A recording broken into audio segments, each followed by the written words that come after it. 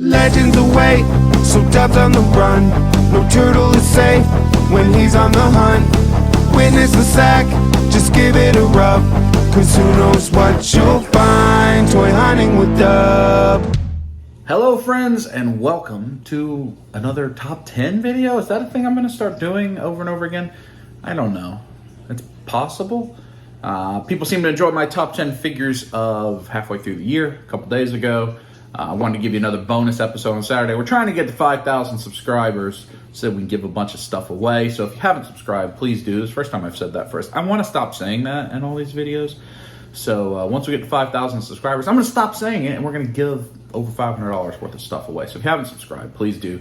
And of course, if you're new or if you don't know, please use the hashtag bigdubsqueeze. All you got to do is on any video I post in the month of July, use hashtag bigdubsqueeze. Leave one positive thing you've done for yourself, physically, mentally, emotionally. It could be I went and ran a marathon. It can be I smoked one less cigarette. It could be I called my mom today. It could be I went to the therapist. Whatever. I mean, people are doing all sorts of wonderful things and sharing it with hashtag bigdubsqueeze. If you do that, you'll be entered for an opportunity to win just straight cash in your PayPal account at the end of July. Rather than spending a bunch of money on shipping that goes to other places, we're just giving away $100 for $25 PayPal deposits in your account, friends and family. That will happen at the end of July. The only way you enter, hashtag bigdubsqueeze. I'll pick winners at the end of the month. We will also give away one of those signed G.I. Joe figures that we picked up at Joe Fest at the end of the month, and maybe some other figures as well. I don't know. We'll see how it goes. And if you have not, please use the Big Bad Toy Store link below. You don't have to buy anything. Just click it, look it, browse it. Helps the channel. Now, let's get to a top 10. One of the things I thought about when I want to do some bonus episodes is with things getting more expensive and fuel and availability. Rufus. Every time that I want to film, he's going to find a squeaker. That's just the way Rufus is. Dude, I know we got him a new octopus. He loves that octopus because it has flailing arms that are like blah, blah, blah, blah. And usually he just tries to make his toys a flailing arm toy by ripping them. This one is already separated for him, but it does have a squeaker. That's okay. You just may hear some Rufus squeaking.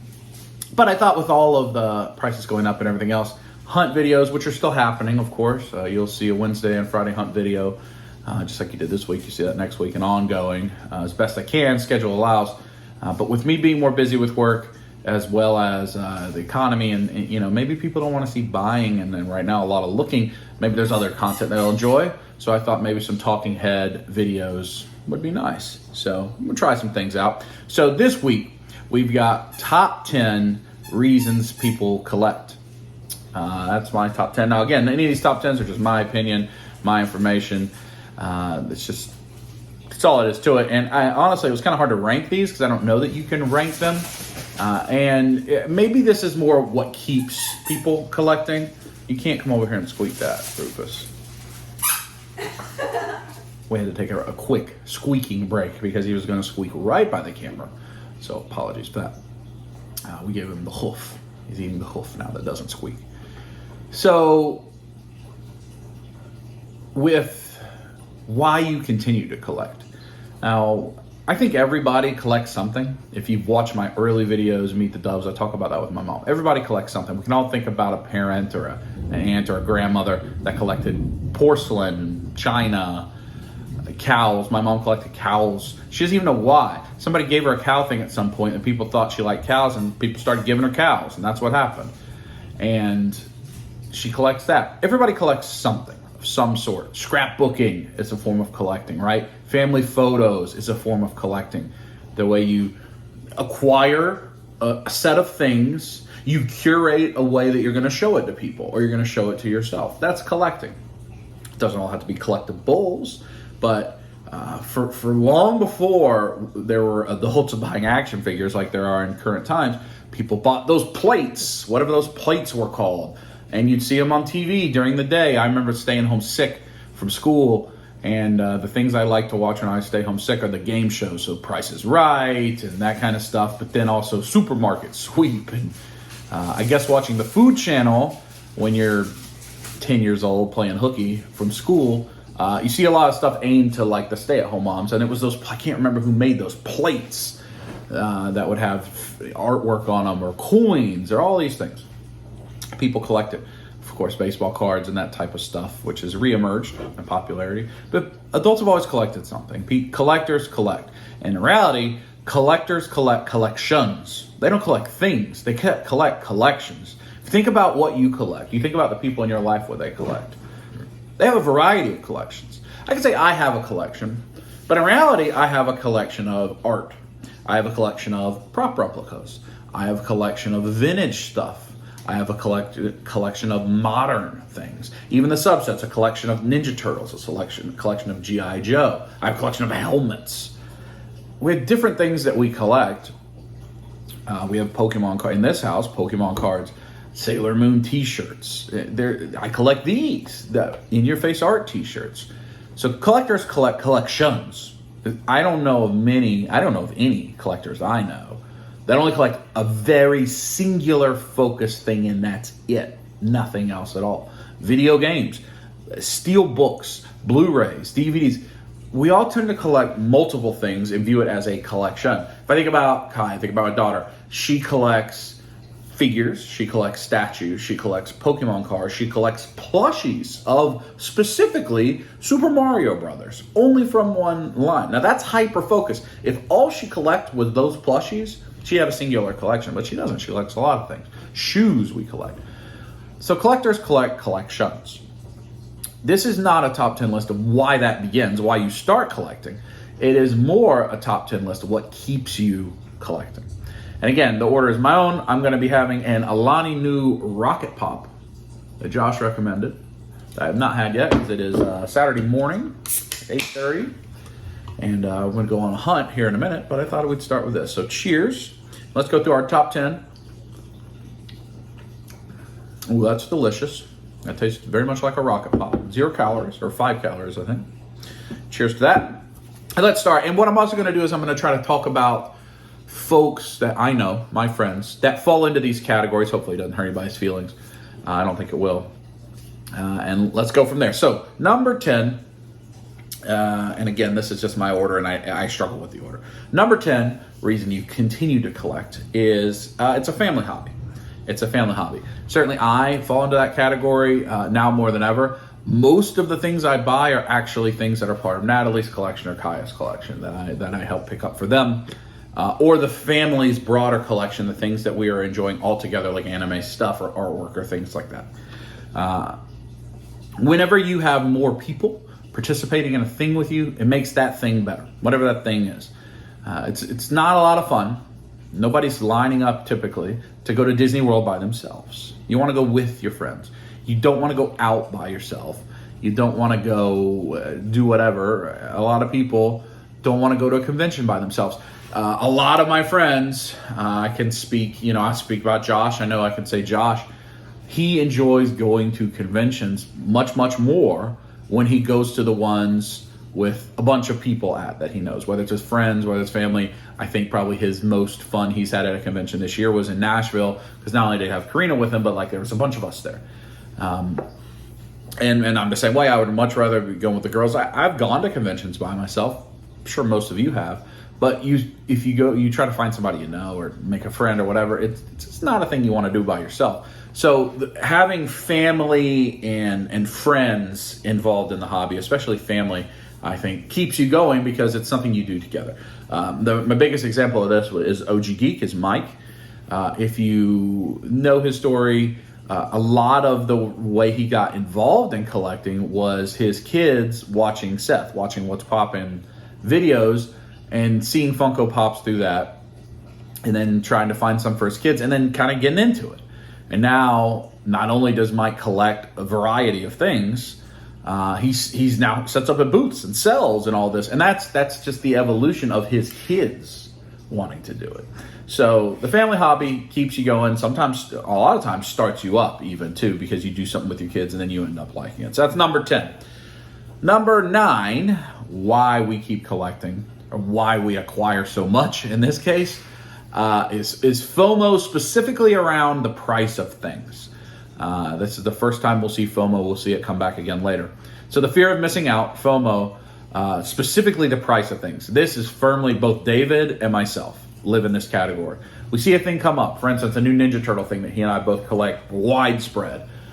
The thing that just announced yesterday, the really bad looking, in both of our opinion, collaboration with Ninja Turtles and Stranger Things that Playmates is making. They don't look very good. In fact, I don't like much of the modern Playmate stuff. I like it when they re-release the vintage stuff. It doesn't look very good. But we see that and we say, I don't want this. It doesn't look good. But there's a part in our brain that goes, yeah, but if I decide I want it later, I don't want to pay the eBay price. So should I just go ahead and buy it now? And that stinks. And that is how you end up with a whole bunch of stuff that you're not sure if you want or not, piled up in a box or in a garage or an attic or a storage unit, because you don't want to have to pay $80 for it if you decide you want it. You want to get it for $20. Now, I don't think we're going to do that with that Stranger Things Ninja Turtle set, but it happened with me very recently in a hunt video where I bought the Bandai Stranger Things figures that I don't think look very good. I get them cheap on GameStop, the Hopper and the 11 for $9. Great. And then I see the Demogorgon and the Eddie and the other 11. The other 11, which is not good at all. And it was specifically Eddie because we had watched the first part of the season and we thought he's a cool character. We like him. And if something eventful happens to him, this figure is going to be impossible to get. It's going to be expensive. And so I bought it at full price. When the reality is those things are getting clearance down to $8 or $9 if you're patient. But I paid full price for it because I didn't want to have to pay $60 if he had an eventful second half of the season, which he does have an eventful second half of the season, so it may go up in price. But I don't know if I want it anyway. But that's an element that happens where you have a fear of missing out, that the price, if you don't buy it now, you don't want to pay the eBay price. And that stinks. That is part of a hobby, but it is part of a hobby. Number 8, you just have this desire to find something new. And I think Seth falls in this category. All of us, I think a lot of you watch What's Poppin's hunt videos, and you watch Seth, and there are times that he buys things. He buys the new Marvel Legends, or he buys something that we know he doesn't collect anymore. And I think it's just because he hadn't found anything in a while. And you just want that adrenaline of getting a new thing, right? You want something new. I think actually all of us probably get some of that, because this is, I mean, the level of compulsion, which is a diagnosable thing in collecting, it's true. It's big, right? We have a compulsion to acquire a new thing. If we haven't got anything in a while, we want the adrenaline rush or the endorphin release or whatever it is, the positive feeling from acquiring a new thing. It makes us feel good. Not everybody has that, right? That is not a standard functioning ability in a lot of people. But we as collectors almost always have that, where I haven't bought anything, found anything in 3 weeks, I'm getting something. This is new, I'm getting it, right? That happens to all of us. I hopefully I didn't hurt Seth's feelings. I don't think it will, because he said it himself, where I haven't found anything, this will do. I'll get this. I need to pick something up. I haven't got anything in several weeks.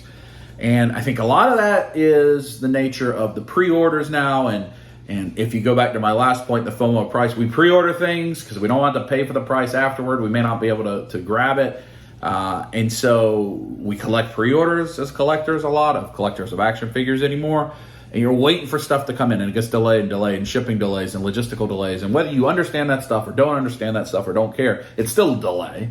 And you're still not getting something that in many cases you fronted the money for a year ago, 2 years ago. And that stinks. I paid for my 1989 Batman Mezco figures, 2 of them as a matter of fact, over 2 years ago. And I hear that that's tied up in some weird licensing thing now that Michael Keaton's going to be in the new Batman movie and whatever. I've paid in full for those. And, so it's probably $250 with tax and shipping. Just not in my pocket, waiting on something to come in 2 years later. Who knows if it'll ever come in? What happens if Mezco goes out of business? You just lose your mind.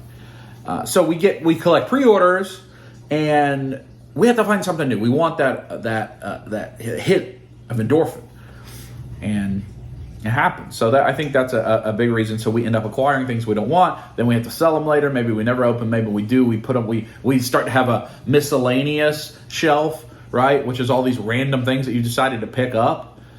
And you know, if you want or not, that shelf almost always gets taken down, right? So that's number 8. Number 7, and this is kind of a subset of that, but directly different. And I think of the people I know, Mike, OG Geek, and I are the ones that fall the most in it. They actually like buying, like the buying a thing. We were talking about this at Joe Fest last week, that for both he and I, there's an element that's just we like buying because we like to go buy collections from people. I have bought huge chunks of people's collection for myself. I've got almost the entire run of NECA cartoon turtles loose in a bin, even though I have them all on display. I have a bunch of them boxed. Those are things I bought from other people.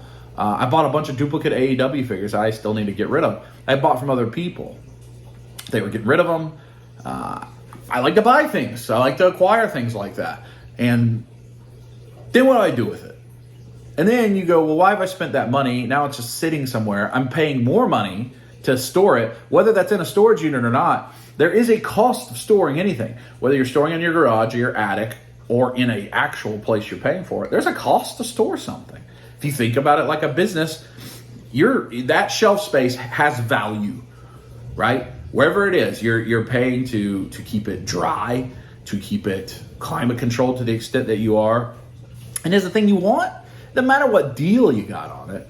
I hear Dominic from Bits and Buttons, we were at Joe Fest as well, and he talks about he doesn't want to hold inventory. He wants to move inventory. He doesn't like to keep things very long. That's a business model, right? Like that's most business models, is they don't want to hold on to anything for very long. They want to move it, push it. Because if it sits on the shelf too long, it's costing them more money than they can make on it.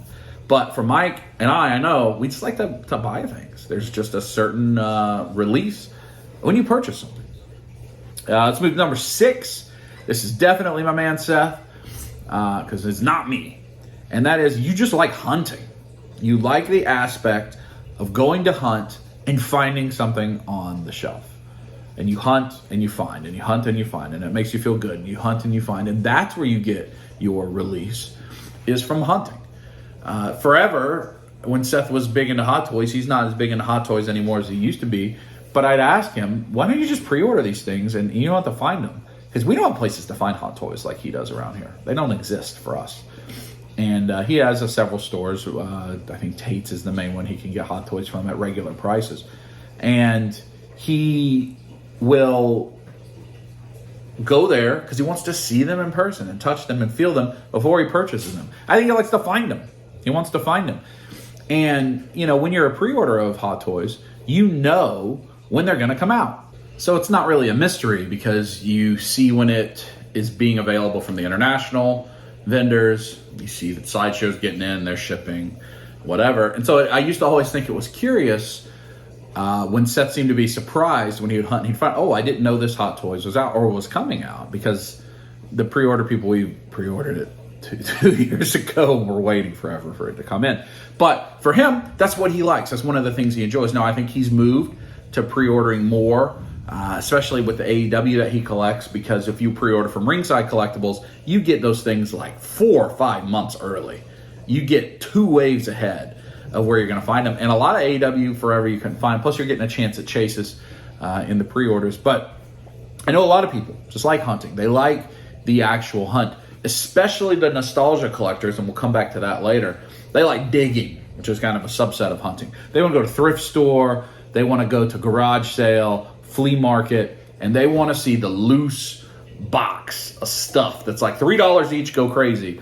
Like Craig, not another retro channel. He's definitely a guy that likes to hunt, dig.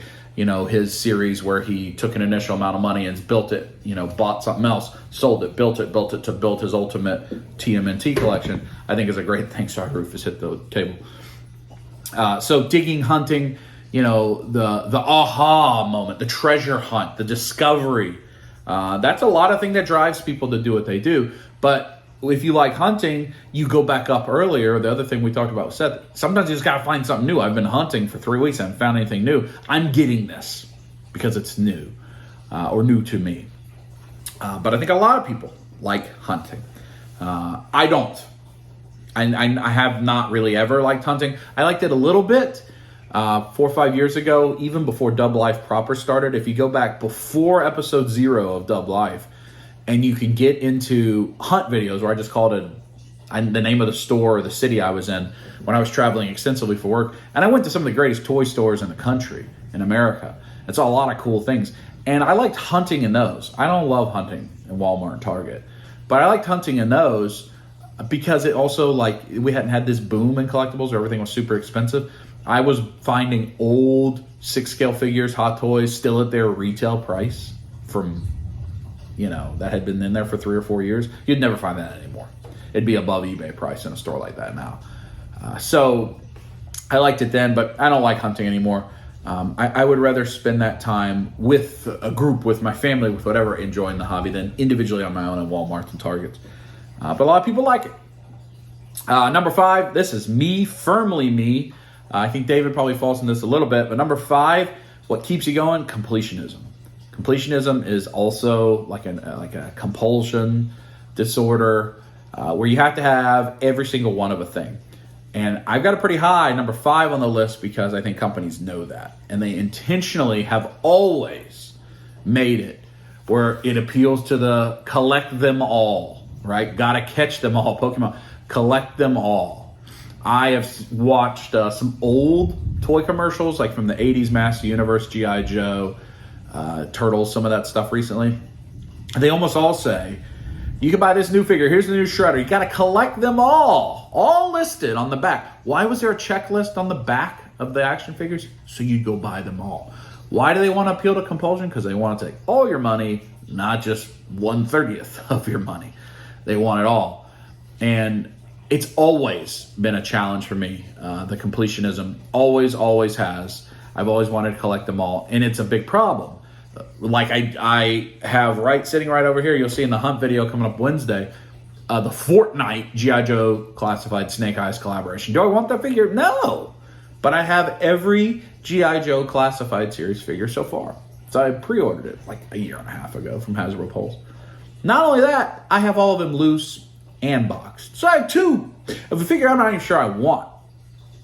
And I don't know when I'll open that thing.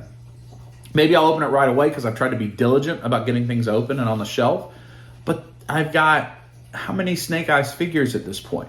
The 00 Snake Eyes, the Wave 1 Snake Eyes, the Snake Eyes with Timber, the movie Snake Eyes, and this Snake Eyes makes 5, if I'm counting right, out of like 30, maybe 40 figures. Do I need another Snake Eyes? No.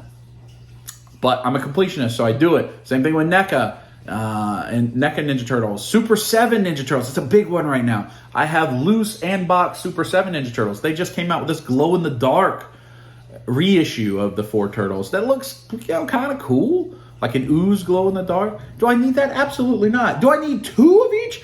No. It's going to cost me over $500. But I'm a completionist, so my brain says I need to. And I'm not happy about that. Right? I feel good about it when I have a completed collection. Then with Dragon Ball right now, I'm trying to be a completist in Dragon Ball because I'm a completist in basically everything I collect. And the figure arts in the San Diego Comic-Con exclusives just announced. There's Super Saiyan 2 Goku, which is new. I want that. There's a reissue of Majin Buu, a reissue of Android 16, and I think there's another reissue, a reissue of Shenron. I have all 3 of those. I've had all 3 of those multiple times. I have like 4 of the original Majin Buu. Am I going to buy those? Maybe. And since I can't be at San Diego Comic-Con or New York Comic-Con, that means I've got to pre-order it from Premium Bandai, which means I got to pay in full another $400 or $500 to get all of those and wait 6 months for them to come in. That stinks, but that's completionism, and I think that's a big thing that keeps a lot of people collecting or keeps collecting going. So I got to get another, and I think the toy companies know that, collectible companies know that, so they keep feeding into it. Again, that's not a thing I'm necessarily proud of, but it's being honest and being transparent. And I'm certainly proud when I have a complete finished collection, like I have the Knickerbocker Lord of the Rings loose complete, but I'm missing a couple accessories. So it makes me go, should I get those accessories? Even though I have all the figures? Even though Aragorn's sword itself is like $250? Gandalf's hat's like $400? That's ridiculous. but I think about it. And that's completionism. Let's move to number 4. We revisit this from earlier, just regular FOMO, fear of missing out, just period, FOMO. And I buy a thing because I'm just going to get it, just in case. I don't care if the price goes up or not. I just may want it. I'm going to get it. I may never see it again, right? I may never see this again. I don't have the time to decide whether I want it or not, so I'm buying it right now. I think almost everybody falls into this category. Where you see a thing in person, you like it more than you thought you would. It's the first time you've seen it. I'm getting it. FOMO, fear of missing out. Other people like it. I don't know if I'm going to like it or not, but I'm going to get it. I've heard my friends talking about it. I'm going to get it. Right? Fear of missing out. Not because you don't want to pay the price later. I think that differentiates itself because the things, for me at least, that fall into the FOMO, but the price FOMO are, this fits in my collection. It's a general thing I collect. It's not part of my completion line. It's kind of its own, like it's a special release or a standalone release. The Thunder Tank, for instance. That's a FOMO price. It's already expensive, but I don't want it to be more expensive. The Hiss Tank. I don't collect the vehicles right now in G.I. Joe Classified, so my completionist brain can say, no, you don't have to have it, but I want it. And I don't want to pay the HasLab successful price, right? $1,000 or whatever it'll be once it comes out. This fear of missing out is purely, do I want? Yeah, I want it. I guess I want it. I'm going to take it. I'm just going to grab it. Other people say it's cool. I'm going to get it, which is going to be different than our next point. So, you know, the fear of missing out really does drive a lot of us to do what we do, especially in a new line that you're not sure that you're going to get into. So you see people going, oh, me, very recently, oh, these white Ninja Rangers are cool. They look cool. The Lightning Collection Hasbro Ninja Power Rangers. The blue one and the pink one and the white one and the black one. You've seen me pick all those up. And you've seen me say to myself, do I want these? I'm not even sure I want these. As I'm putting them in the cart, do I want these? I don't know if I want these. Other people seem to say they're cool. They look cool. Where do they fit in my collection? They don't at all. Maybe goons for pictures or whatever. I have no affinity to the Ninja Rangers. I have no idea when they showed up. My affinity to Power Rangers is very small, and it's tied back to me for family hobby. So a lot of the Harry Potter stuff I buy and the Power Rangers stuff I buy is because those are things Victoria was into growing up. So I was adjacent to that. But I know she doesn't have room and she doesn't want to spend that kind of money to collect them. So I collect the 6 scale of that. So she can enjoy them. We can enjoy them together. We can look at them, enjoy them. And I enjoy those properties, but I don't have near the connection to them that she does. But for the family side of the hobby, I do. So it's a group activity for me. But the fear of missing out on those Ninja Rangers, it's just pure FOMO. I don't even know where they are right now. In the garage somewhere. But other people like them. I'm going to get them. I'm going to try them out. I'm going to try this line out. That happened with Peely in the Fortnite. I have no affinity for Fortnite, but everybody's getting that banana. I'm going to get that banana. Let me play with it. FOMO. I don't want to miss the banana. Those things, like that Ninja Ranger, I have no concern it's going to go up in price. And if it did, I wouldn't want it anyway. So I'd say no. That's the difference where FOMO related to price, if you go, man, if it increases in price in eBay, I don't want to have to pay that price, and I might pay it. Versus regular FOMO, which is, do I want this? Well, if it goes up in price and I don't have it, I ain't paying for it. I want it at this price. I'm going to try it out. Kind of different things. I think a lot of us deal with FOMO. Connected to FOMO, similar, number 3 is hype. Hype is a huge problem in our pocketbooks, at least, as the collecting community. So right now, it's Thor: Love and Thunder. We're going to go see it today. A lot of you have probably already seen it or started to see it. It's opening weekend, hopefully, if I get this video edited in time, as you're watching this video. And everybody's excited for that. I'm excited for that. Will I end up going to buy Marvel Legends from Thor: Love and Thunder after I see this movie? Probably not.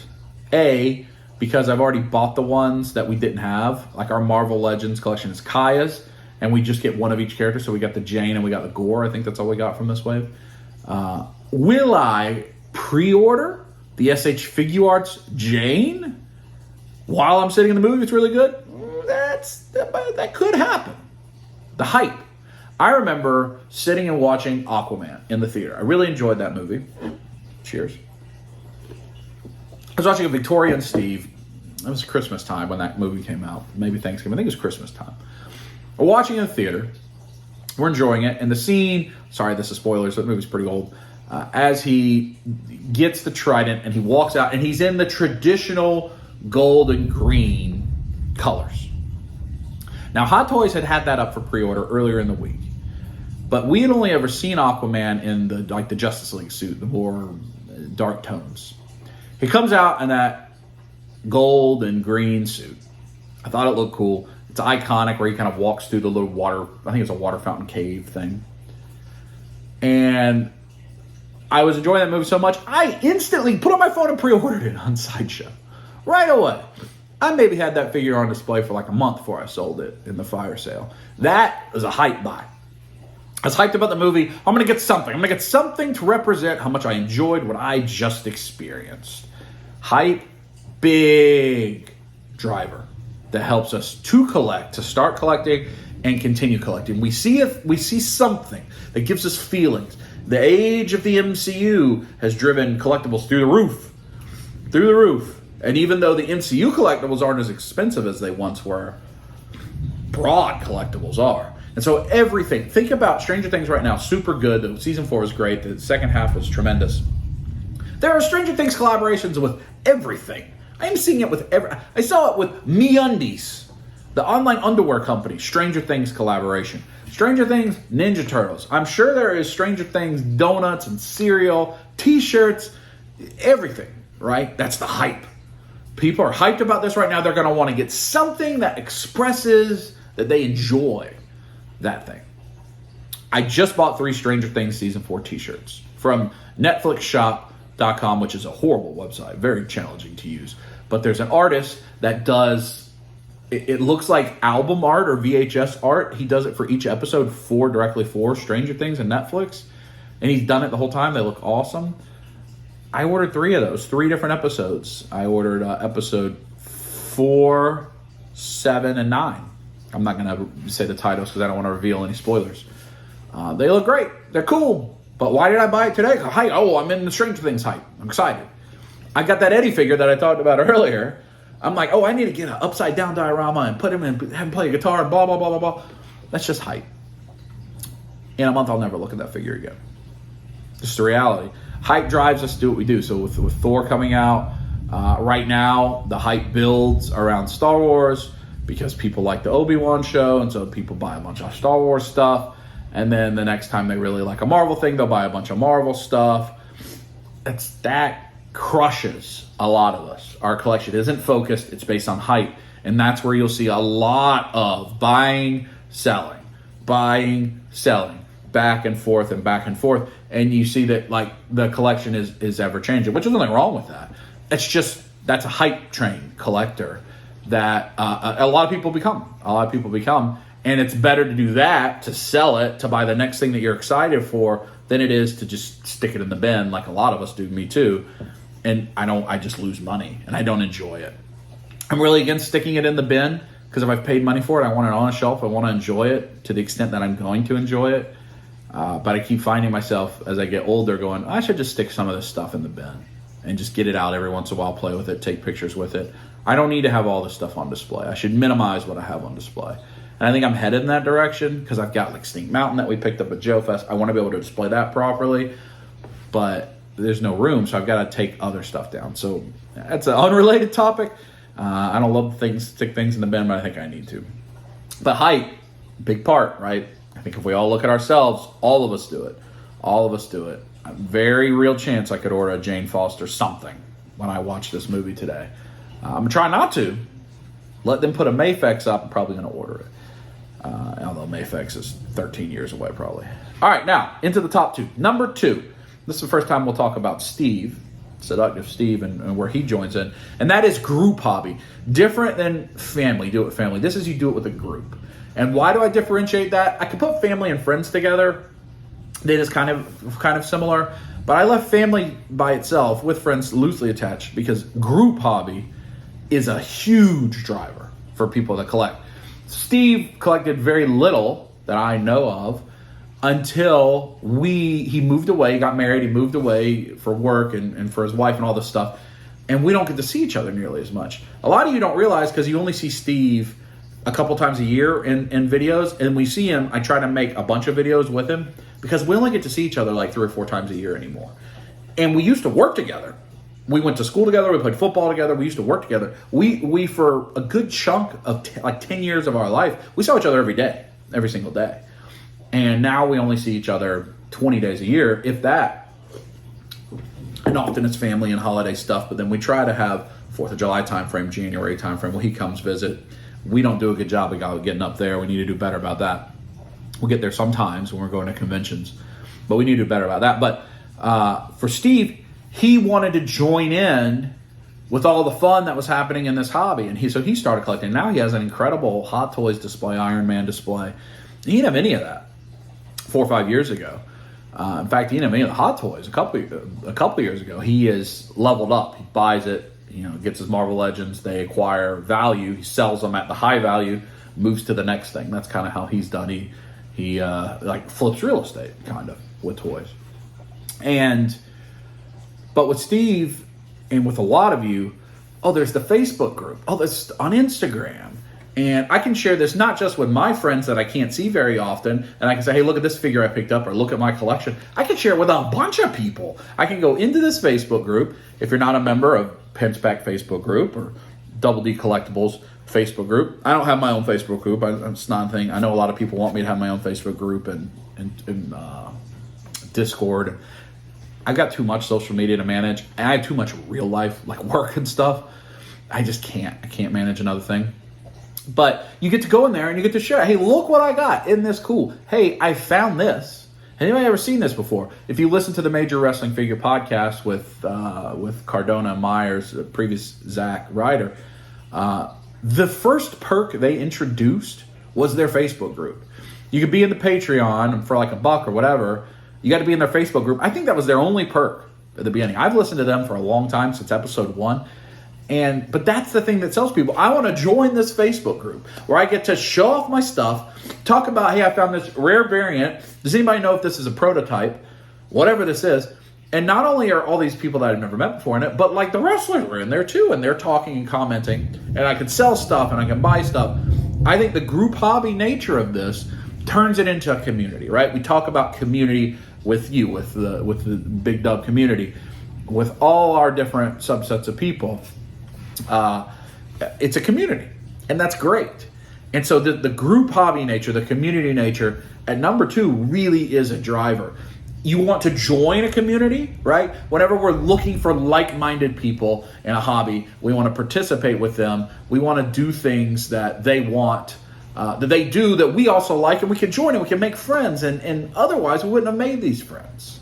And that's so much of humanity, is connecting with other people around a common thing. When you're at work, in your workplace, you connect with people because you find something in common, right? And this hobby specifically, it's harder to find things in common. It's a little more accepted than it used to be, but like most of us aren't in a hurry to go into the workplace and show off our collection of Marvel Legends. I've got 6,000 Marvel Legends. How about you? And they're like, I have a boat.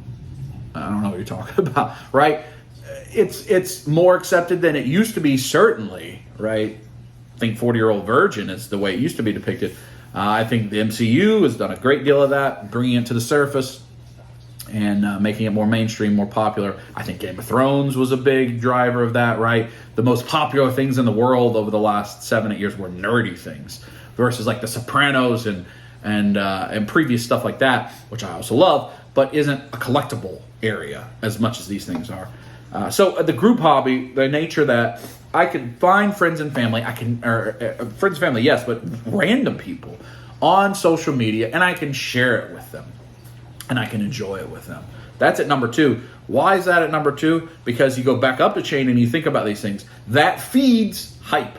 That feeds FOMO. That feeds completionism. Oh, I didn't know that existed. Now I got to go buy it. That feeds hunting. Right? I watch these hunters on YouTube. I think I can go hunt. I can do that. I can make a YouTube channel, which you can, definitely. I do all my stuff on my phone. Do it if you want to do it. It feeds buying. Ooh, I want to get that. Look at that haul. Let me show them my haul. It feeds, I want to find something new. Seth found something new. I bet there's something new at my Target. It feeds price, the FOMO from price, where you go, ooh, man, I see what that thing's going for now. That piece is going for that much. I got to make sure I pick up the reissue. I don't want to pay that price later. Because you see this information. It feeds your family. My family is in the Facebook groups with us. Victoria and I don't think they really care about what all of us are posting on the Facebook group, but they want to be a part of it. But then Natalie is in all her own Sailor Moon groups, and she posts all her stuff there, right? The group hobby feeds all of it. All of those reasons. And that's why I have it so high on the list. But it's not the number one reason, because I think unequivocally, the number one reason that people collect is nostalgia. Nostalgia. And all of us do it, right? I don't know of anybody that's only collecting things that they only have just encountered for the first time in the last 2 years, right? Let's think, what are the new popular... We just watched the TV show Severance. It's not a great example because I don't think they're going to make collectibles from that. But if they did, that's a brand new IP, a brand new show. And if people only collected Severance action figures, okay, maybe they don't have nostalgia feelings in their collection. They're collecting on hype alone, and that's it. Most people are collecting ultimately on nostalgia. Talk about my man Ron, Century the Mad Collector, for this example. And he is one of the few people I know that can buy 2 of the wave of Marvel Legends, but not the rest. He doesn't have to finish the Build-A-Figure, right? The Build-A-Figure, another aspect of completionism.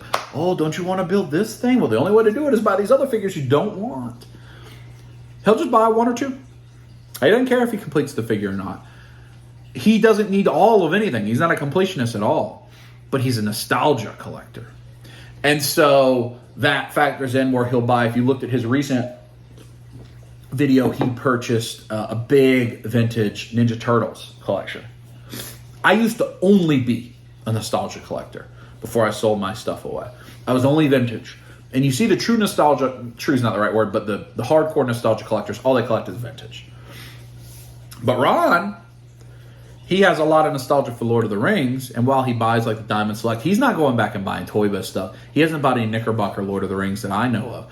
He is buying brand new, like Prime 1, really expensive, unbelievable statues. He's buying the best possible representation of the thing he has nostalgia for. Now, Ron also buys modern things, right? But I think everything he purchases, he has some nostalgia for. Whether he's going back and buying a retro, an original release of something, or whether he's buying a much newer, updated thing, it's a nostalgia thing for Ron. And I think for most of us, 99% of us, maybe 100%, most things we collect have some nostalgia to. I am not buying the retro Ninja Turtles anymore, vintage. Why? Everybody knows why, but if you don't, because I had the full collection from childhood, sold them to pay for graduate school, promised myself I'd never go back and buy those again, because that needs to be a tentpole moment in my life where I made a hard change, a sacrifice to improve my life. It needs to always remain there as a fixed point in my life to help me stay motivated. Told myself I'll buy the greatest collection I can buy after that, but I won't go back and buy those. And so I buy NECA Ninja Turtles and Super 7 Ninja Turtles and any Playmates reissues that tickle the fancy, right? The nostalgia fancy. And it's nostalgia. G.I. Joe, nostalgia for me. Masters of the Universe, nostalgia for me. Dragon Ball, nostalgia for me. All of that is nostalgia. I do some modern collecting, which is Game of Thrones. Walking Dead is a form of nostalgia because the comic's 20 years old. And again, I talked about Harry Potter and that stuff that's associated with family. So most of my collecting is nostalgia. I certainly have some hype buying. I certainly have some FOMO price buying. But really, even though it's all modern, it is nostalgia buying. And I think you could really look at your collection and say, well, I have nostalgia for the prequels of Star Wars or for Clone Wars or whatever. That's hot right now because of the Obi-Wan show. So I see a lot of people gobbling up all the Clone Wars stuff, gobbling up all of the prequel stuff. And I don't understand it because I didn't really like those movies. I've never watched Clone Wars. I'm sure it's wonderful, but I have no connection to it because like an age difference between me and some of my friends, I am in between original release Star Wars and prequel Star Wars. By the time the prequel's coming out, I was playing football. I was getting into high school. I wasn't paying attention to that stuff. I don't think I saw the prequels in the theaters.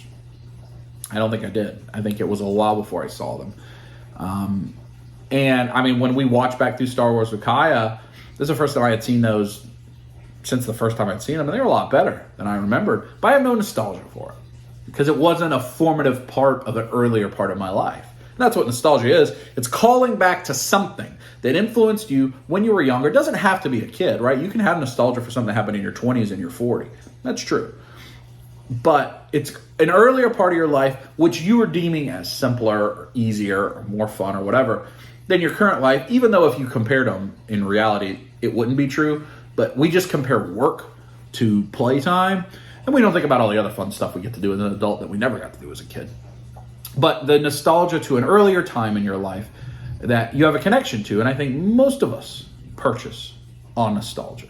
I think that's the number one reason. So that's my list. I know it went long. I talked a lot. I mean, y'all know that's kind of what I do. So I hope you like the list. What I'd like to see is in the comments below, if you have a thing that's not on this list, leave it in the comments below. I'd love to hear other reasons that why you collect or what keeps you collecting. And leave a comment about where are you on this list? What are the ones that speak to you the most that are the reasons you collect? Like I said, if I go through it, a family hobby, me. Fear of missing out on price, definitely me. Like buying, unfortunately me. Completionism, me. A group hobby, me. Nostalgia, me. So 6 of the 10 truly apply to me. And then hype certainly does. FOMO certainly does to a lesser extent. That's why one of the reasons I sold my my collection, a lot of my Hot Toys and stuff, I was only buying those FOMO and hype. I had been buying Hot Toys since they started coming out with Marvel Hot Toys. Like, I've always bought them at retail price from Sideshow. All those ones I sold. But it was always, I like Avengers, I'm going to buy these. But then I didn't grow up with comic books. It wasn't a thing I cared that much about. So I had no nostalgia tied to it. I wasn't doing it with anyone. People would look at it and go, oh my goodness, that's amazing. But I wasn't at that time doing it physically with anyone in person. I wasn't sharing much. I didn't have my YouTube channel at that point. I wasn't in any social media groups. In fact, I wasn't on social media at all, other than just some private like family stuff. So it was just me acquiring those things time and time and time again, and a little bit with my older sister. And I was like, this isn't from, what am I doing this for? I'm spending a lot of money and I have no nostalgia for these things. I'm just buying them just to buy them. So I moved away from it. But those are where I fall. Leave the comments below where you fall. Remember all the stuff again. Please subscribe if you haven't. I like to give a bunch of stuff away. And that's your bonus Saturday episode. Enjoy Thor if you're going to see it this weekend. See you tomorrow for some fun with Steve on Dub Life. Talk to you then. Squeeze it.